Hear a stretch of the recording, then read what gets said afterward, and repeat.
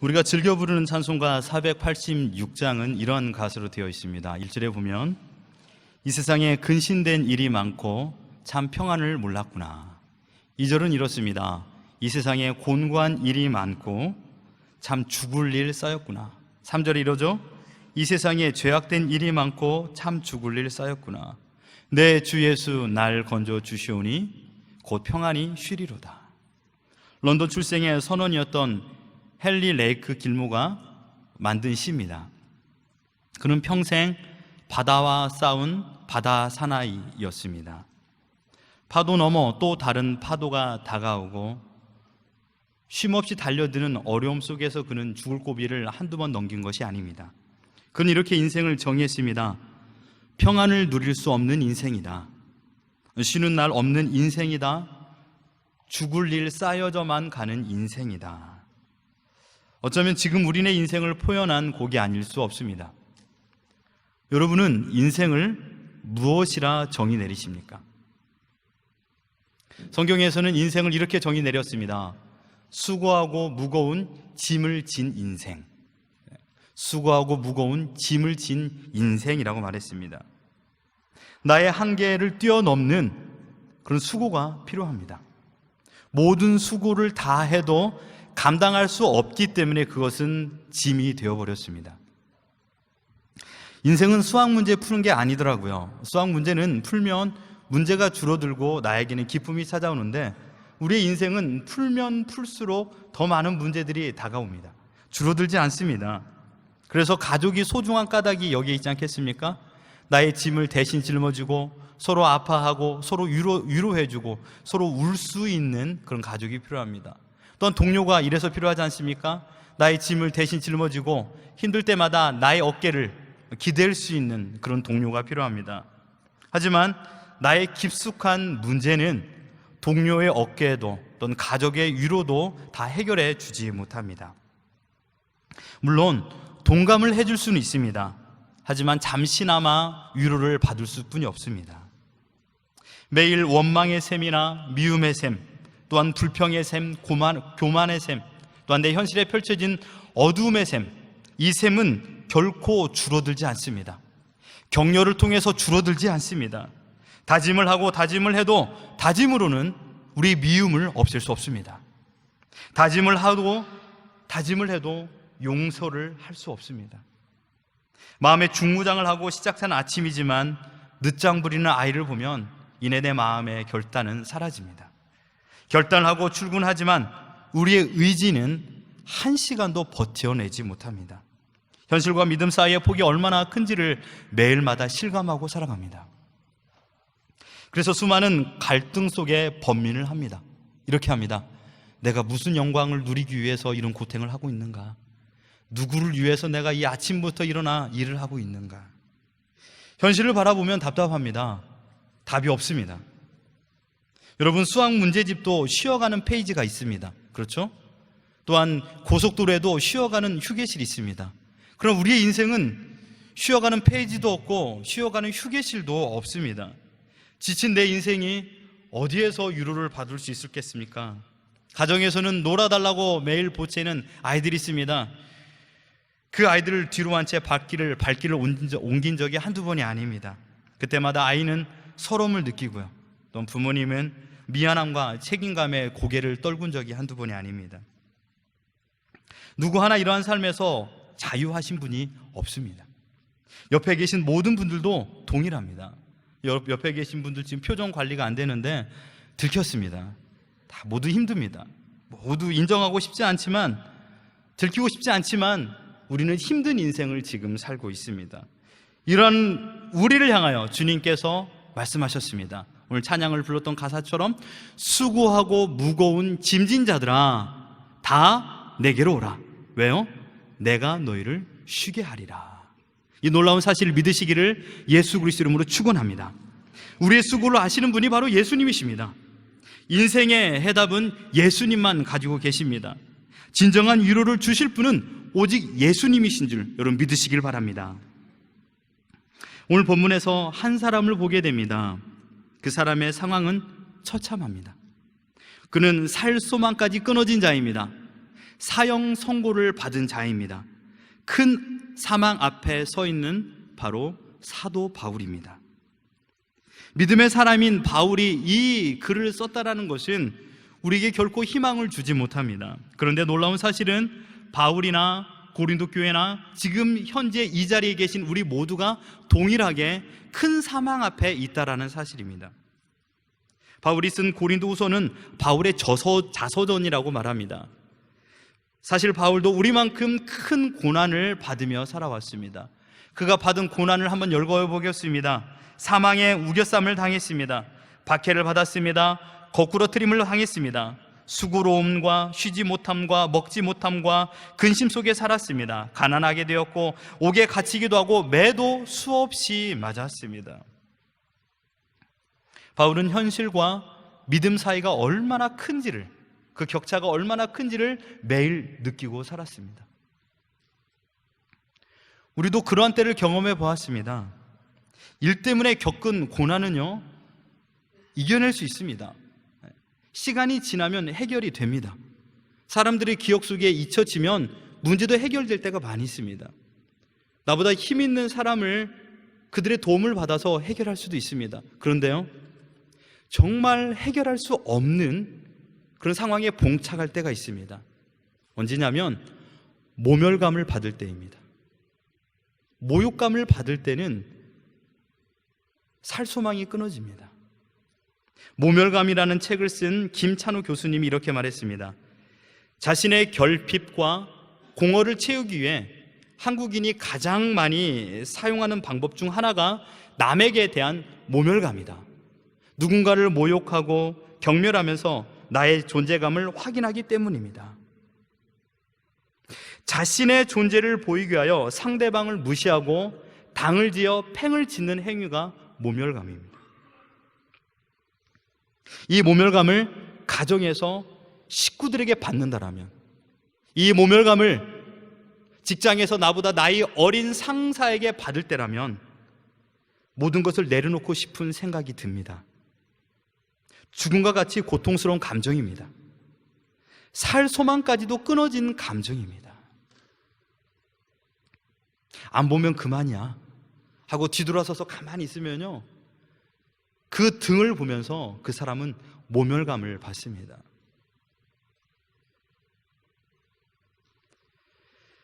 바울도 선교 여행 가운데 이 모멸감을 참 많이 받았습니다.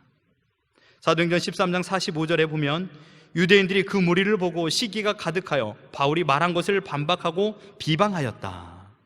시기와 비방, 시기로 시작한 미움의 감정은 박해로 이어졌습니다. 13장 50절에 이에 유대인들이 경건한 귀부인들과 그 신의 유력자들을 선동하여 바울과 바나바를 박해하게 하여 그 지역에서 쫓아내었다. 여러분, 이것이 끝이 아닙니다. 시기와 박해가 더 큰 모욕감으로 느끼게 하였고 심지어 악한 행동을 행하게 하였습니다. 더 나아가 이방인과 유대인들이 합세하여서 바울을 죽이려 공모하게 됩니다. 14장 5절, 이방인과 유대인들과 그 관리인들이 두 사도 바울과 바나바를 말하죠. 바울과 바나바를 모욕하며 돌로 치려고 달려들었다. 이방인은 누굽니까? 바울을 통하여서 하나님이 누군가를 알았습니다. 하나님의 은혜를 경험했습니다. 그런데 그들이 어떻게 되었습니까? 바울을 모멸감을 주는 사람으로 뒤바뀌게 되었습니다. 14장 19절에 유대인들이 안디옥과 이고니온에서 와서 무리를 충동하니 그들이 돌로 바울을 쳐서 죽은 줄로 알고 시외로 끌어내치니라. 끝내 모욕감을 받은 바울은 죽음 앞에 내몰림을 당했습니다. 바울은 이 사실을 고린도후서 11장 25절에 뚜렷이 기억하였습니다. 3번 태장으로 맞고 1번 돌로 맞고 3번 파선하고 일주야를 깊은 바다에서 지냈으며 1번 돌로 맞았다. 바울의 인생에 살수망이 끊어진 듯한 그런 경험을 또 한 번 하게 됩니다. 여러분, 앞이 보이지 않는 미래의 불투명은 정말 우리로 하여금 살수망이 끊어지게 됩니다. 왜요? 두려움 때문입니다. 바울은 두려움이 없었을까요? 나는 하나님의 사람이니까 두려움이 없다 라고 생각했을까요? 아닙니다. 바울은 빌립보 감옥에서 처참한 두려움 속에 사로잡혔습니다. 빌립보 감옥에서 심한 매질을 당하고 꼼짝도 할 수 없는 형틀에 묶여 습기가 가득한 찬 바닥에 내동댕이 당했습니다. 고통과 억울함과 두려움이 가득했습니다. 사도행전 16장에 보면 바울이 찬양을 했다고 했는데, 여러분, 바울이 이런 심정을 가지고 찬양했을까요? 하나님께서 이 시간 내가 찬양하면 이 모든 족쇄가 풀릴 거야 라고 찬양을 했을까요? 하나님, 나를 제발 이곳에서 자유함을 허락하여 주옵소서 라고 하나님께 찬양했을까요? 그렇지 않습니다. 이 또한 하나님의 뜻이야, 난 이 뜻을 받아들여서 고난을 당해야 돼 라고 생각했을게요? 그렇지 않았습니다. 바울의 믿음과 현실은 실로 엄청난 차이를 가지고 있습니다. 여러분, 믿음을 가지고 행한 사역 끝에 바울이 어디 있습니까? 지금 깊은 감옥에 갇히고 매를 맞아야 되는 현실, 바울의 바울을 절망에 빠뜨리게 합니다. 건강한 믿음은 믿음과 현실의 차이가 적어야 됩니다. 아니, 믿음과 현실이 하나가 되어야 됩니다. 믿음과 현실의 교착점이 있어야 됩니다. 바울에게 있어서 그 교착점이 무엇이었습니까? 하나님을 찬양하는 것이었습니다. 바울이 할 수 있는 것은 찬양뿐이 없었습니다. 무엇을 위해서 찬양을 한 게 아닙니다. 이 족쇄가 풀리기 위해서 찬양을 한 게 아니라 그가 할 수 있는 것은 찬양뿐이 없었습니다. 무서워서요, 두려워서요, 외로워서요, 서글퍼서요, 고달파서요, 너무 아파서요. 여러분, 너무 많이 맞으면요, 정말 죽을 정도로 한 대 맞으면요, 막 돌아다니지 못합니다. 맞고 막 기리기리 뛰는 사람은 정확히 안 맞았기 때문에 막 도망다니는 겁니다. 정확히 한 방 맞으면요, 막 살소망까지 끊어집니다. 그래서 절대 못 움직입니다. 네. 막 부끄럽기도 하고 나를 어떻게 볼까 생각도 하면서 일어납니다. 그 순간은 아프지 않아요. 그러나 조금 시간이 지나면요, 그 맞은 데서 아픔이 막 밀려 올라옵니다. 바울은 감사하게 아픈 통증을 뚫고 내가 누구이며 예수님이 누구인가를 기억했습니다. 이게 믿음과 현실의 교착점입니다. 그런 생각합니다. 복음을 알기 이전에 나는 누구인가? 바울이 되기 이전에 사울, 나는 누구인가? 예수님을 증거하는 자를 향하여 폭행을 일삼았던 자였습니다. 전국 복음을 증거하는 자들에게 마치 골리앗과 같이 위협을 주는 존재였습니다. 그 누워있는 자리에서 스데반이 떠올라지 않았을까요? 스데반을 죽일 때 성박으로 끌어내어 모멸감을 주고 끝내 돌로 쳐 죽이는데 가장 앞섰던 살인마였습니다. 죄인 중에 괴수였습니다. 바로 우리의 모습입니다. 빌립보 감옥 깊은 곳에서 바울은 자신을 향하여 사랑하는 하나님의 사랑을 또한 느꼈습니다. 예수님이 누군가? 예수님이 누군가? 예수님이 누군가를 생각할 때 기어코 바울의 현실과 믿음이 하나가 되기 시작했습니다. 고통과 두려움의 자리를 예수님의 사랑으로 채우기 시작했습니다. 예수님은 바울이 받은 모멸감, 아니 내가 받아 고통 속에 있어야 될 모멸감보다 몇천 배 더 받으신 분이 바로 예수님입니다. 죄인들을 구하기 위하여 이 땅에 왔지만 반대로 죄인들의 손에 죽임을 당한 분이 바로 예수님이셨습니다. 천지의 유일한 상속자이신 예수님께서 십자가에서 죽임을 당했습니다. 예수님은 아버지 하나님의 뜻을 순종하기 위해 이 땅에 오셨습니다. 순종의 끝이 어디입니까? 십자가 위에였습니다. 잡혀 죽으시기 전날 밤 그 고통이 얼마나 심각한지를 알기 때문에 예수님은 하나님을 향하여 땀방울이 핏방울이 되도록 기도했습니다. 주님, 아버지, 나로 하여금 이 십자가를 온전히 지게 하여 주옵소서. 포기하지 않게 하여 주옵소서. 내 힘이 다하여 하나님을 원망할까 심히 두렵사오니 하나님 나에게 힘을 공급하여 주옵소서 라고 그는 기도했습니다.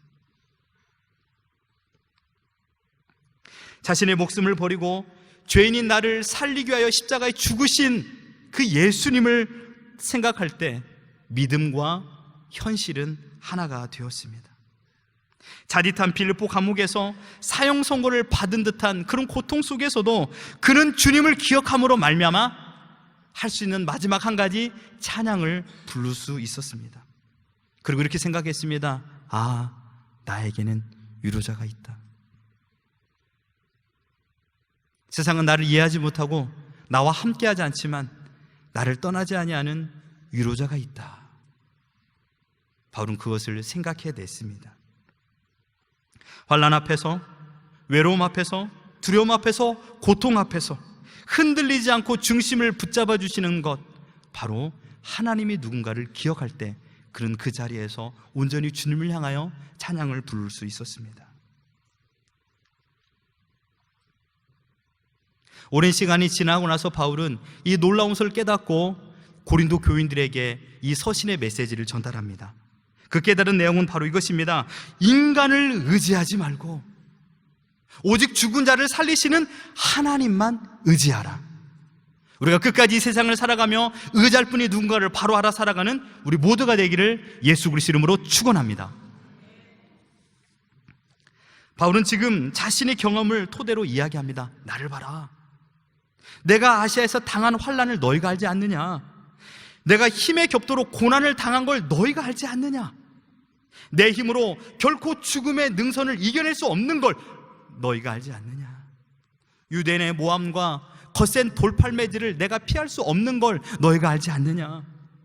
어떻게 그 상황을 내가 이길 수 있겠느냐? 큰 환난이 있을 때마다 우리가 의지할 대상이 누군가? 사람이 아니고 내 자신이 아니고 바로 하나님이라는 것을 그가 고백했습니다. 사도 바울은 오늘 고린도서 1장 3절에 이렇게 말합니다. 하나님이 모든 위로의 하나님이다. 여러분이 지금까지 살아오면서 경험했던 모든 아픔, 앞으로 살아가며 경험해야 될 모든 고통, 말 못하며 신음을 하고 버릴 수도 없는 내 남편, 포기할 수 없는 내 아내, 그들을 부둥켜 안고 눈물 흘려야 될 내 자식들,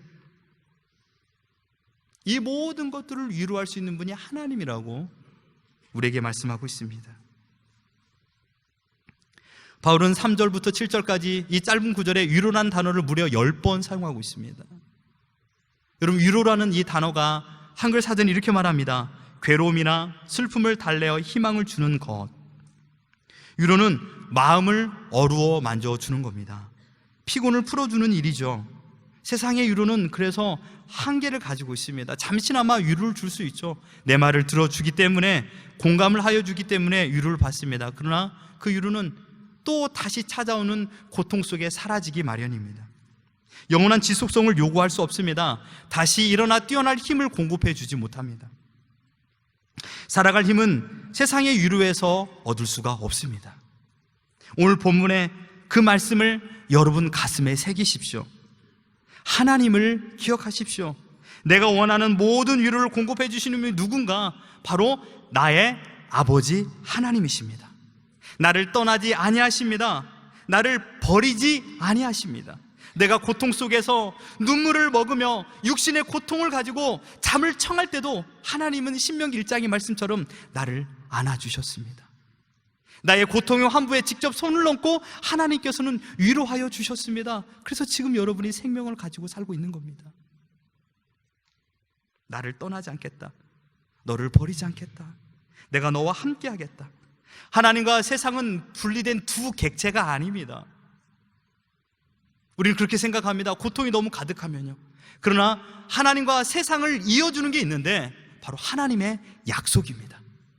내가 너와 함께 하겠다는 그 약속이 있기 때문에 하나님과 세상은 하나가 될 수 있습니다. 그리고 그 약속을 이루기 위해서 예수님께서 이 땅에 오셨습니다. 하나님과 세상을 이어주는 약속으로 이 땅에 오신 예수님을 여러분 기억하십시오. 하나님의 위로를 알게 하기 위하여 이 땅에 오신 분입니다.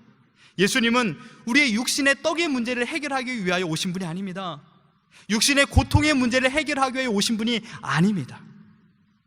건강의 문제를 해결해 주기 위해 오신 분이 아니라 죄의 싹신 사망을 해결하기 위하여 이 땅에 오셨습니다. 영원한 죽음의 문제를 해결하고 천국의 평안을 주기 위하여 이 땅에 오셨습니다. 죄의 문제가 해결되니 떡의 문제, 육신의 문제가 더 이상 문제가 되지 않더라고요. 이게 기적입니다. 여러분, 기적이 다른 게 아닙니다. 내 몸이 낫는 것도 기적입니다. 나의 기도가 응답되는 것도 기적입니다. 그러나 더 큰 것은 무엇일까요? 내 몸이 고통스럽고 육신의 문제가 해결되지 않고 모든 관계의 문제가 해결되지 아니함에도 불구하고 내 마음에 평안이 있는 겁니다. 이게 기적입니다. 내 시선이 바뀐 거예요. 내 생각이 바뀐 거예요. 이게 기적이에요. 이런 기적이 가득하기를 예수 그리스도 이름으로 축원합니다. 이게 위로입니다. 성령 하나님을 기억하십시오. 성령님은 어떤 분이십니까?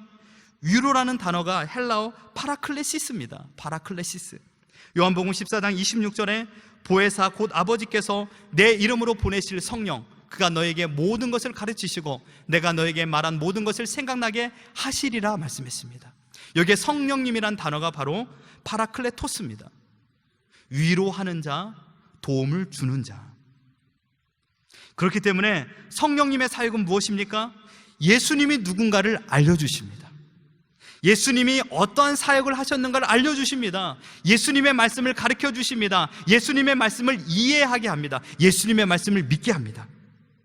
하나님의 뜻을 깨닫게 합니다. 내 안에 원망과 불평이 들어올 적에 성령님께서는 그것을 거절하게 합니다.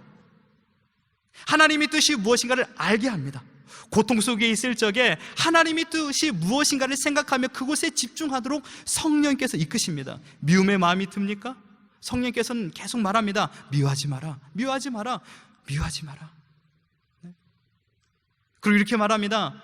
너도 죄인이고 그도 죄인이야. 누가 누구를 향하여 손을 내밀 수 있을까? 손가락질 할 수 있는가? 라고 말하면서 우리로 하여금 하나님의 마음을 알게 합니다.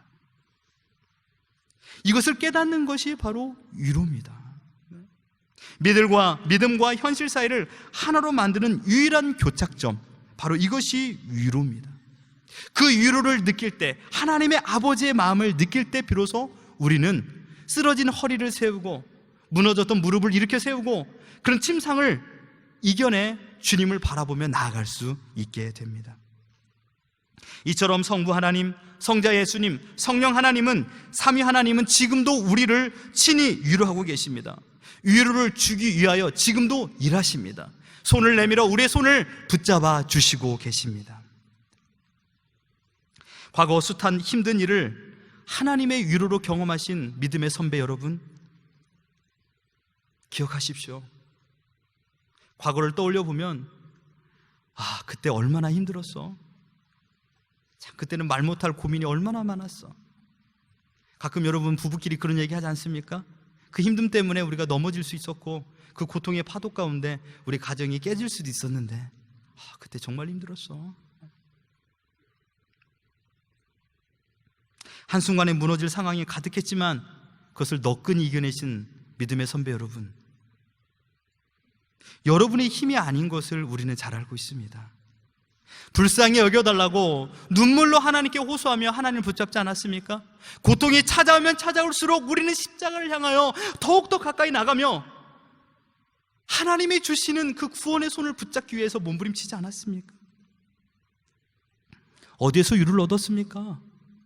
그럴 때마다 하나님께서 말씀하지 않았습니까? 내가 너와 함께한다. 사역을 하다 보면요 많이 지칩니다.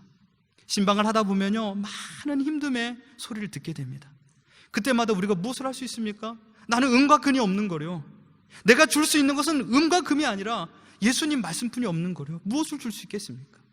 가끔은 정말 힘든 모습을 보면 어떤 것을 통해서라도 전해주고 싶은 마음이 한두 번이 아닙니다. 그러나 주님의 따스한 말씀을 전해줄 수밖에 없습니다. 하나님께서 집사님과 함께 하세요. 주님은 말씀하십니다. 내가 너를 사랑하잖아. 세상 사람은 너를 이해하지 못하지만 나는 너를 이해하잖아 라는 그 음성을 듣고 여러분이 이겨내지 않았습니까? 따스한 위로의 손길로 나를 만져주시고 포근한 위로의 품으로 나를 안아주셨습니다. 그 하나님이 지금도 살아계십니다. 여러분 곁에 계십니다. 여러분의 손을 지금도 붙잡고 계십니다. 또한 현재의 어려움을 경험하면서 배가 좌초될 것처럼 느껴지시고 그런 삶을 살아계신 여러분, 눈만 뜨면 원망과 불평과 두려움 때문에 남편이 믿고 아내가 믿고 심지어 사랑하는 자녀조차도 짐처럼 여겨지시는 그런 삶을 살고 계신 여러분, 매일 로또만 당첨되면 오늘 모든 문제가 해결될 거야 라고 생각하면서 눈물을 머금고 하루를 살아가신 여러분, 하나님은 여러분을 천국의 자녀로만 불러주신 걸로 멈추지 않았습니다. 영원한 천국에 살 수 있는 특권으로만 하나님의 은혜를 제한하지 않았습니다. 이 세상은 고통이고 천국은 영광이니까 그 안에서 고통을 받아라고 하나님께서는 여러분을 방치하지 않으셨습니다. 부르신 자녀를 하나님께서 친히 안아주십니다. 가진 것이 없지만 전부를 가진 자로 만들어 주셨습니다. 우리의 상처 입은 마음을 어루만져 주시며 일으켜 세우십니다. 지름까지 어두운 감옥에서 바울의 생명을 십자가가 지켜주었습니다. 돌에 맞아 정신이 혼미해져 죽음의 사선을 넘나들었을 적에 그 생명줄을 예수님이 붙잡아 주셨습니다. 여러분 경험해 보셨잖아요.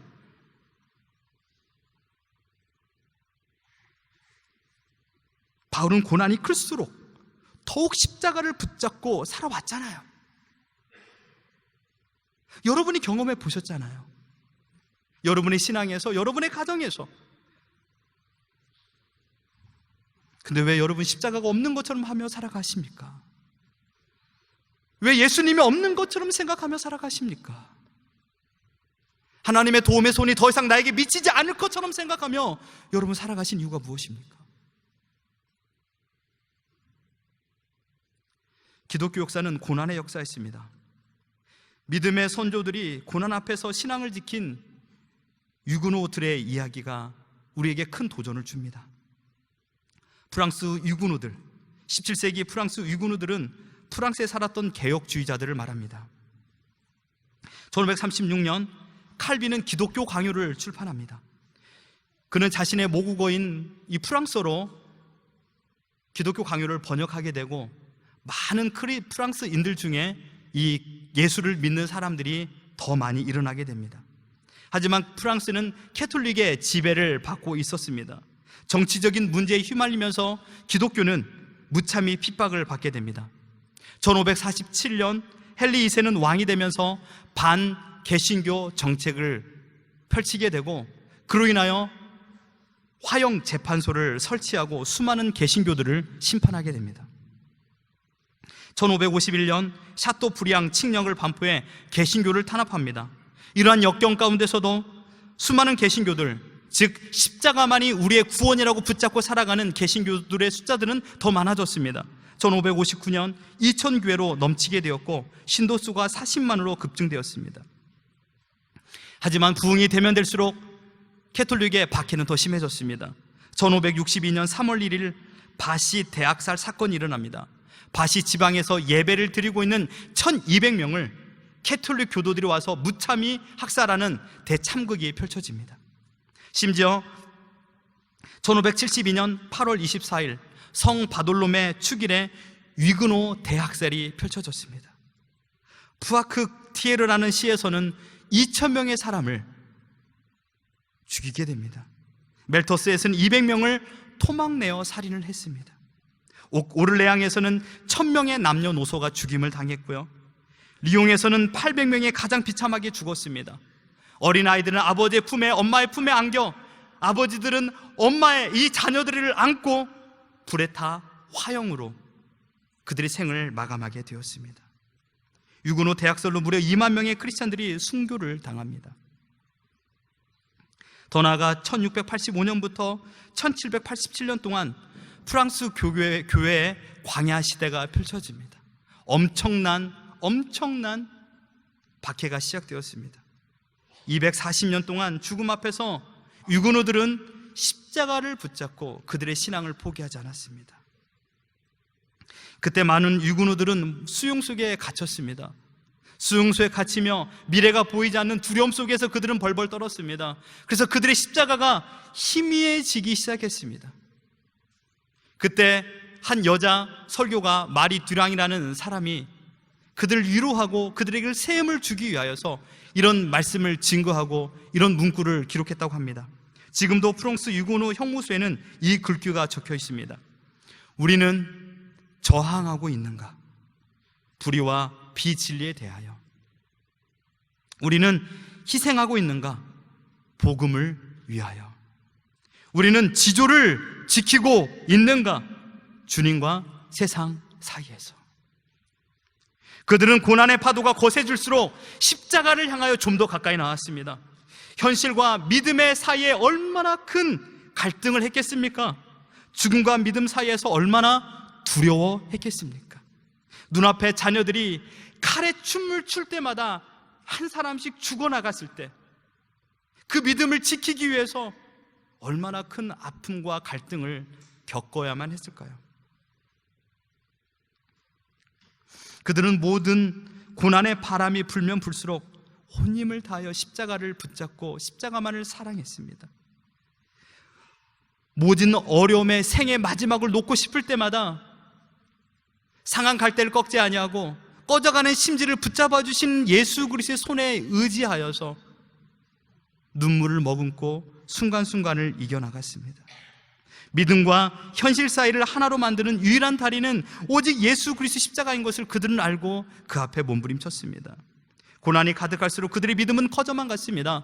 하나님께서 나에게 주신 이 고난을 통하여 말씀하고자 하는 하나님의 뜻을 깨달음으로 그들은 넉넉히 이겨나가기 시작했습니다. 육신의 아픔과 마음의 상처를 하나님의 손길로 위로를 경험하게 되었던 것이죠. 그들은 두려워할 대상이 누군가를 정확히 알았습니다. 마태복음 10장 28절입니다. 우리 같이 한번 목소리 높여 읽겠습니다. 시작. 몸은 죽여도 영혼은 능히 죽이지 못하는 자를 두려워하지 말고 오직 몸과 영혼을 능히 지옥에 멸하실 수 있는 이를 두려워하라. 하나님의 절대 주권을 믿고 오직 하나님을 신뢰하며 하나님만 붙잡고 살았습니다. 내가 누구를 두려워야 되는가? 현실에 나를 죽이는 그들은 나의 영원한 영생까지 죽일 수 없다는 걸 그들은 깨닫게 되었습니다. 하나님이 주신 위로를 소망하였고 그 위로를 받음으로 고난을 넉넉히 이겨나갔습니다. 이제 말씀을 다 드렸습니다. 시드니 이민 초기의 삶 가운데 원망과 불평과 앞이 보이지 않는 두려움 때문에 긴 밤을 보내시는 분들이 계십니까? 그로 인하여서 부부의 심한 갈등이 있고 극한의 결정을 해야 되는 상황으로 치닫는 분들이 계십니까? 육신의 아픔으로 진통제를 먹어야만 잠을 청하는 그런 인생 가운데 계신 분이 있습니까? 관계 어려움으로 심한 모멸감 때문에 사람들의 눈빛이 두려워서 어둠 속에서 거하시는 분들이 있습니까? 내일에 대한 염려로 살 소망이 끊어져 있는 분들이 있습니까? 현실의 짐이 너무 무거워 두려움 속에 있는 분들이 계십니까? 내 손을 아무도 잡아주지 않는 것처럼 느끼며 고달픈 인생이라고 눈물 흘리며 살아가시는 분들이 있습니까? 여러분 기억하십시오. 위로의 손길을 내미시는 하나님을 기억하십시오. 그 손은 여러분을 살리시기에 내민 십자가의 손입니다. 십자가의 핏값을 지불하여 우리를 자녀 삼으셨는데 하나님께서 우리를 포기하시겠습니까? 하나님의 사랑을 끊을 수 없다라고 성경에서 분명 로마서 8장에서 말씀하셨는데 그 하나님께서 우리를 포기하시겠습니까? 결코 그럴 수 없습니다. 아닙니다. 아니에요. 세상의 사람은 나를 포기할 수 있습니다. 나하고 생각이 다르면 포기할 수 있습니다. 나의 모든 이득을 다 차지하면 포기할 수 있습니다. 그러나 하나님은 그렇지 않습니다. 하나님은 한 번도 나를 포기하신 적이 없습니다. 시편 37편 24절입니다. 하나님께서 우리에게 이렇게 말씀하십니다. 우리 소리 옆에 한 목소리 읽겠습니다. 시작. 그는 넘어지나 아주 엎드려지지 아니하면 여호와께서 그의 손으로 붙드심이니라. 믿습니까? 세상 사람들은 힘이 다 되면 우리 손을 놓게 됩니다. 아버지도 어머니도 형제도 동료도 힘이 다하면 그 손을 놓게 됩니다. 그러나 하나님은요 천지를 창조하는 그 순간부터 지금까지, 앞으로 오신 예수님이 오실 그때까지 우리의 손을 놓지 않으신 분입니다. 그 약속을 믿으십시오. 그 약속을 붙잡으십시오. 우리에게는 위로자가 있습니다. 그 위로자가 누굽니까? 나의 하나님 아버지십니다. 그분이 지금도 일하고 계십니다. 나의 눈에 보이지 않고 내가 느끼지 않지만 주님은 지금도 나의 고통 가운데, 나의 침상 가운데, 나의 먹는 그 약을 통하여서 하나님 나를 위로하여 주시고 새 힘을 공급하여 주십니다. 가정의 어려움의 문제 두 개로 나누어진 그 순간에도 하나님께서는 그 안에서 위로하여 주심으로 끝까지 포기하지 않도록 나를 붙잡아 주십니다. 자녀가 미워, 너무 미워서 내 마음을 이해하지 못한다 할지라도 내 생각을 바꾸어 하나님의 마음을 갖게 함으로 말미암아 그 모든 것을 위로하여 주시며 지금도 일하시고 계십니다. 고린도전서 10장 13절 우리말 성경이 이렇게 말합니다. 여러분은 사람이 감당할 수 없는 시험을 당한 적이 없습니다. 하나님은 신실하셔서 여러분이 감당치 못할 시험은 허락하지 않으시며 시험을 당할 때 피할 길을 마련해 주셔서 여러분이 능히 감당할 수 있게 하십니다. 분명 우리는 이 예배를 마치고 교회 문을 넘는 그 순간부터 또 다른 어려움과 고민 속에서 살아갈 것입니다. 현실과 믿음 사이에서 고민을 하고 갈등을 합니다. 그러나 여러분, 힘을 내십시오. 하나님의 능력은 큽니다. 그 하나님의 능력은 지금도 나와 함께하고 나를 이끌어 주십니다. 우리는 견딜 수 있는 능력을 하나님께 구해야 합니다. 미래가 보이지 않는 어둠 속에서, 내일이 보이지 않는 어려움 속에서 하루를 근근히 살아가는 그 순간에서 우리가 얼마나 많이 하나님을 찾아 외쳤습니까? 견딜 수 있는 은혜를 하나님 나에게 허락하여 주옵소서. 우리는 구해야 됩니다. 하나님의 위로를 소망하십시오. 골짜기가 깊을수록 산은 높은 법입니다. 여러분이 지금 깊은 골짜기를 걸어가고 있다면 여러분을 높은 산 위에 세우기 위해서 하나님께서 지금도 여러분을 인도하여 주신 줄 믿으시길 바랍니다. 혼자가 아닙니다. 지팡이와 막대기가 여러분의 모든 인생을 인도하여 주셨습니다. 어떤 환난이 와도 여러분의 믿음을 포기하지 마십시오. 눈을 뜨십시오. 두 주먹 좀 불끈 주십시오. 입을 좀 깨무십시오. 버티십시오. 프랑스 위군들이 죽음 앞에서 그들은 두 주먹을 불끈 쥐고 생명을 위협하는 자들을 향하여서 타협하지 아니하고 자기의 영생까지 앗아갈 수 있는 하나님을 바라보며 그들은 끝까지 버텼습니다. 여러분, 힘을 내십시오. 여러분 경험해 보셨잖아요. 힘을 좀 내세요. 무엇 때문에 여러분들이 그렇게 절망하고 있습니까? 여러분의 지친 어깨를 세울 수 있는 것은 세상이 아닙니다. 하나님께서 우리에게 약속하여 주신 그 약속입니다. 그 약속을 믿을 때 우리는 일어날 줄 믿습니다.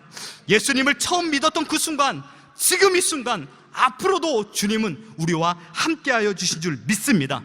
임마누엘의 하나님이 지금 여러분을 붙잡고 있습니다.